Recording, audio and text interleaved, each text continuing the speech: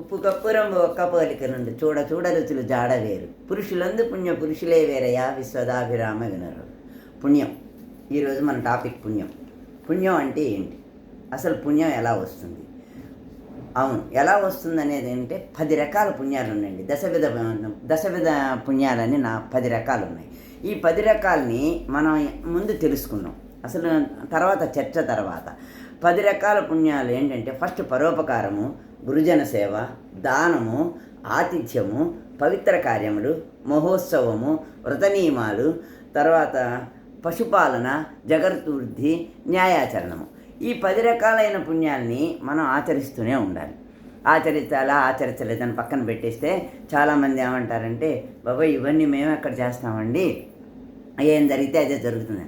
Ignorance is not excusable. శాస్త్రాలు నీకు తెలియకపోయినా పర్వాలేదు, శాస్త్రం నువ్వు పాటించకపోయినా పర్వాలా, కానీ తెలుసుకోవాలి. శాస్త్రాన్ని తెలుసుకోలేకపోతే మరి ఇంకా ఎందుకండి మనం అయితే ఇక్కడ ఒక విషయం మాట్లాడతాను నేను. మామూలుగా ఒక ఎలక్ట్రానిక్ గూడు కొనుక్కుంటాం మనం, ఏదైనా ఒక ఫ్రిడ్జో టీవీనో ఏదో ఒకటి.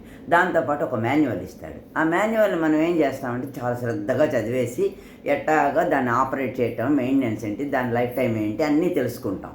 అలా తెలుసుకోవటం మూలంగా మనకు ఆ వస్తువు చాలా రోజులు పనిచేస్తుంది. కానీ మన లైఫ్కి మనని తయారు చేసిన వాడు మనకు ఒక మాన్యువల్ ఇచ్చాడు. ఆ మాన్యువల్ ఏంటి, లైఫ్ మాన్యువల్ ఏంటి, భగవద్గీత. ఈ భగవద్గీతని మనం అసలు ఫాలో అవ్వం. ఎందుకనంటే భయం. ఇది ఏమంటారంటే జనరల్గా ఇదేదో బ్రాహ్మణులు చదివేది, లేకపోతే ఇంకెవరో చదివేది, కానీ మనం కాదు అనుకుంటారు. కానీ కాదు, పుట్టిన ప్రతి మనిషికి కావాల్సిందే.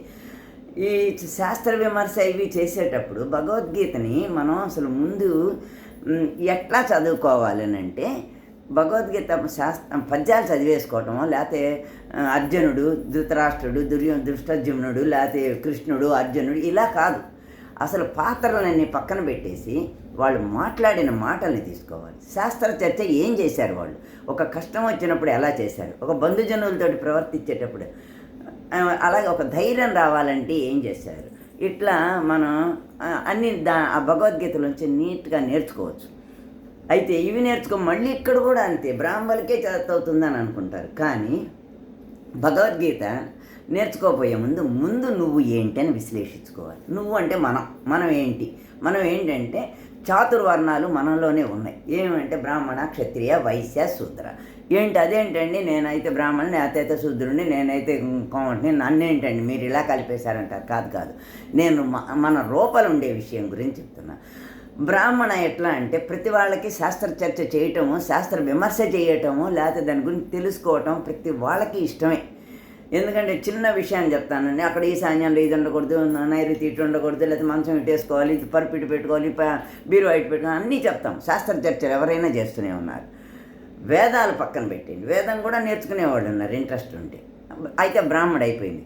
క్షత్రియ అంటే ఏదైనా ఒక చిన్న తగు వస్తే కర్ర కత్తె పుచ్చుకుని మనం బయలుదేరేస్తాం. ఏంట్రా నువ్వేంటని మనం బయలుదేరుతూనే ఉన్నాం. అమ్మో నాకు ఇది తగదు అని అనుకోవట్లేదు ఎవరం కూడా. బ్రాహ్మణ, క్షత్రియ, వైశ్య.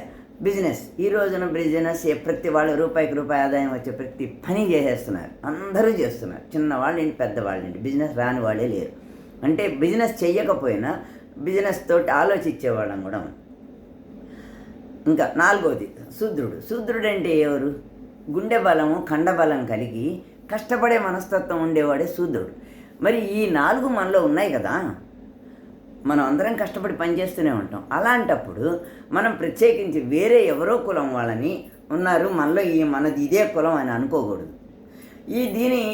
ఈ డిసైడ్ అయిపోయినాక మనం ఒక కోవకు చెందామని తెలుసుకున్న తర్వాత మనం ఏ శాస్త్ర విచారణ కోసం అని అయితే అప్పుడు భగవద్గీత మనకు అట్రిబ్యూట్ చేసుకోవాలి.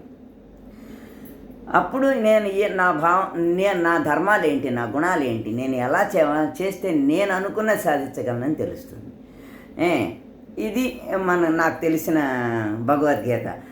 ఇది అయిపోయిన తర్వాత ఒక చిన్న కథ చెప్పుకుందాం. పుణ్యం గురించి ఒక కథ చెప్పుకుందాం మనం. పుణ్యం అంటే ఏంటి, పుణ్యం అంటే అని కాదు. పూర్వకాలంలో ఒక రాజు ఉండేవాడు.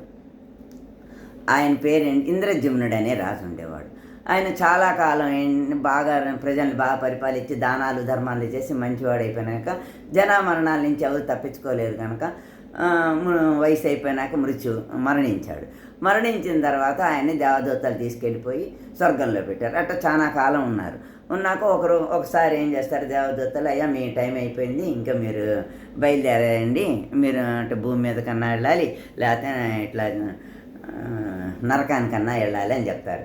సరే అప్పుడు ఏం చేస్తాడంటే ఈయన, అసలు ఏ బేస్ అంటే ఏంటండి ఈ బేస్, స్వర్గంలో ఉండటానికి బేస్ ఏంటి, నేను భూమి మీదకి వెళ్ళిపోవడానికి బేస్ ఏంటి, మీరు దేన్ని ఆధారంగా చేసుకొని చెప్తున్నారంటే వాళ్ళు చెప్తారు, అయ్యా భూమి మీద ఏ మనిషికైనా భూమి మీద మీ పేరు చెప్పుకున్నంతకాలం మీకు ఆ పుణ్యం పలుకుతున్నంతకాలం మీకు స్వర్గంలోకం ఉంటుంది.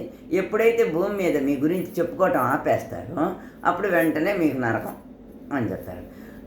అదే మళ్ళీ పునర్జన్మ ఉంటుంది అని చెప్తారు. సరే అని చెప్తే, అయితే నాకు ఇన్నాళ్ళు చేశారు కదా, ఒకసారి భూమి మీదకి వెళ్ళి నా పేరు ఉందో లేదో కనుక్కొని వస్తామంటారు. భూమి మీదకి వెళ్తారు. వెళ్తే భూమి అంతా మారిపోయి ఉంటుంది. ఎందుకంటే ఎప్పుడు వాళ్ళే ఉండరు. 100 సంవత్సరాలు, కొన్ని వేల సంవత్సరాలు అయిపోతూ ఉంటే మనుషులు మారిపోతారు. అక్కడ ఒక శతవృద్ధుడు ఉంటాడు, మార్కండేయులు అని.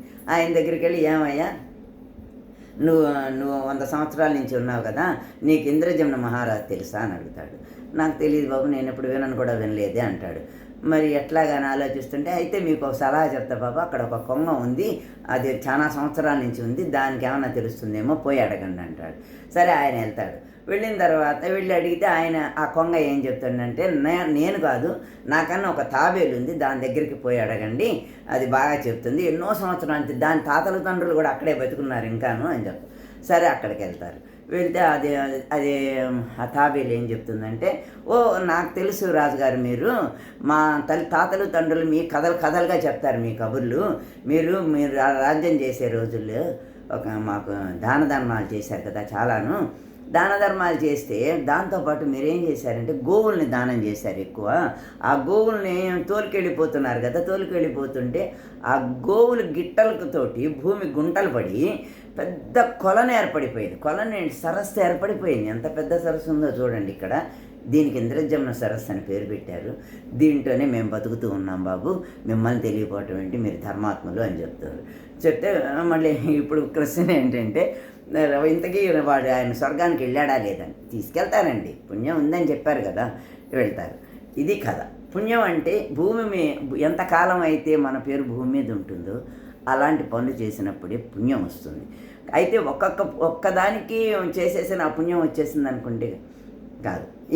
నేను నా నెక్స్ట్ టాపిక్లో ఈ 10 రకాల పుణ్యాల గురించి మాట్లాడుకుందాం. అయితే ఇక్కడ ఇంకొకటి చిన్న క్వశ్చన్ వేస్తా. కిటారి తలుపులు ఎప్పుడు తీసినా చప్పుడు కావు, ఎప్పుడు మూసినా చప్పుడు కావు, అదేంటో మీరు చెప్పాలి. కామెంట్ బాక్స్లో పెడతారు కదా. ఒక ఎలక్ట్రానిక్ ట్రైను స్పీడ్గా వెళ్తుందంటే 500 కిలోమీటర్ల వేగంతో వెళ్తుంది, తూర్పు వైపుకి వెళ్తుంది. దాని పొగ ఎటువైపు వస్తుందో మీరు చెప్పాలి. ఉంటా మరి. ఉమాదేవి, సెలవు.